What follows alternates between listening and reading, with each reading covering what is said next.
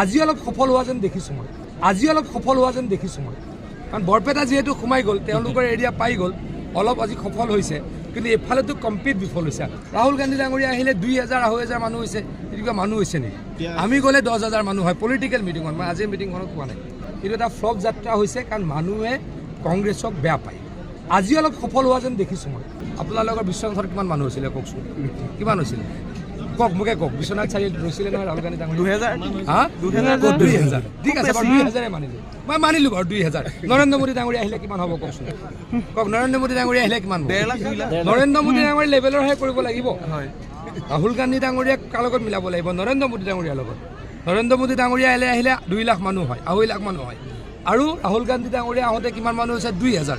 আপোনালোকৰ মতে ক'লোঁ 2000 মোৰ মতেতো 1000 হয়নে নহয় কওক এতিয়া আমাৰ সমষ্টিৰ ফালেতো আৰু অৱস্থাই নাই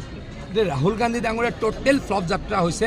কংগ্ৰেছে কৰা প্ৰতাৰণাৰ কাৰণে কংগ্ৰেছক মানুহে বেয়া পায় আজি কওকচোন মই ভাষণত ক'লোঁ আপোনালোকে মোক কওক এইটো আপুনি ভুল কৰে যে কংগ্ৰেছে 60 বছৰত 6খন মেডিকেল কলেজ বনালে আৰু আমি কেইখন মেডিকেল 7.5 বছৰত মেডিকেল কলেজ বনালোঁ 18খন কওক মই মিছা কৈছোঁ নেকি এইটো অন্যায় আছিল নে নাই কওক 60 বছৰত 6খন মেডিকেল কলেজ বনোৱাটো অন্যায় আছিল নে নাই গতিকে এইটো তেওঁলোকৰ অন্যায় জাত আকাংক্ষিত ঘটনা হৈছে হ'ব নালাগিছিলে মই ব্যক্তিগতভাৱেতো মই ভাল পোৱা নাই অনাকাংক্ষিত ঘটনা হৈছে হ'ব নালাগিছিলে কিন্তু মোৰ হাতত এতিয়া ভিডিঅ' আছে কোনে এনেকৈ খেদি গৈছিল গাড়ীৰ পৰা সেইখিনি মোৰ লগত আছে সময়ত ৰাজহুৱা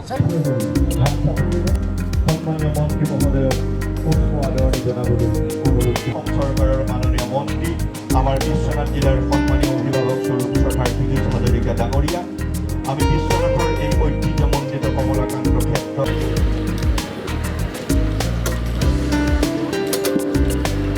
এই অনুষ্ঠানৰ মুখ্য অতিথি মহোদয়